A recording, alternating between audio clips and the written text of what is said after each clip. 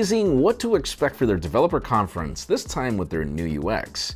Apple isn't giving out their sales numbers anymore for iPhones, and we're already scratching our heads over the reason, and a very trusted source just called a penta-lens Nokia 9 official provided some, really credible leaks. I'm Jaime Rivera, and because I haven't really stopped working all throughout the weekend, this feels like Thursday, and you know where I'm going with this? So this is Pocketnow Daily, sponsored by Ting.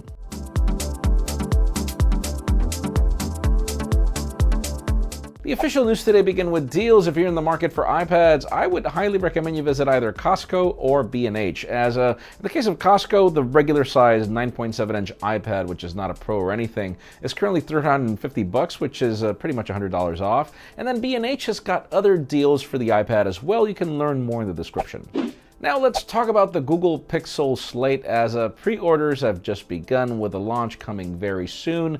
For those of you that want to get your hands on one, I know it's $800 and it's a Chromebook. It's definitely probably one of the best Chromebooks that I've ever seen. I do love the Pixelbook, don't get me wrong. But the price tag on this thing for me is just baffling. You can learn more about it in the description if you're interested. I want to give it a try, but I'm not sure if I can totally be like, yeah, I'm a Chromebook guy. Now let's talk about Nokia, as we've got some on-leak renders of the Nokia 9 penta-lens camera phone. We thought it wasn't real, we thought it was photoshopped, and man, once things get into on-leaks, it's very hard for these not to happen. So yeah, we've got the penta-lens array, which looks like if there are more lenses, but there's a flash and there's probably another sensor on the other end. It looks sleek. It apparently will bring back that PureView branding that was lost with Microsoft. I'm looking forward to it. Let's see what we get. Now let's talk about Apple, as the company has sort of made it official that there won't be any more details on the amount of phones that the company sells. Usually whenever they reach quarter results, they sold these amount of millions of iPhones, and that rendered this amount of revenue and stuff like that. But apparently, if I got this right, they won't be providing numbers as to how many iPhones are sold. And that's weird, as they're not obligated to provide the numbers, but it actually has made them look good. And it could just be that it's not making them look good. The last time that Apple had record-breaking sales was in 2014. And sure, the iPhone X sold more than expected, but not as much as Apple would have wanted. So just bear in mind, this might happen for the next quarter results.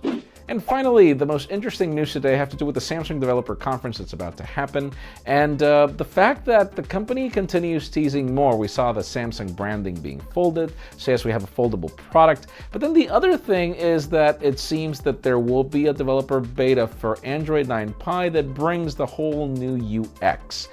So yeah, there's a reason why it's been delayed, and it seems that the new UX will be more simplistic according to leaks. Obviously, this is just a teaser. I can't wait to see what we get, particularly because it's not that I don't like the Samsung UI, it's just unnecessary in certain things. So let us know in the comments, what do you think? Have you grown into the Samsung UI, or is it one of those things that makes you drift away from it? Leave us a comment down below. As for me, I like it, but I would love changes. And at the same time, I'd like to ask you to stay until the end for a message of our sponsor that allows this video to be possible.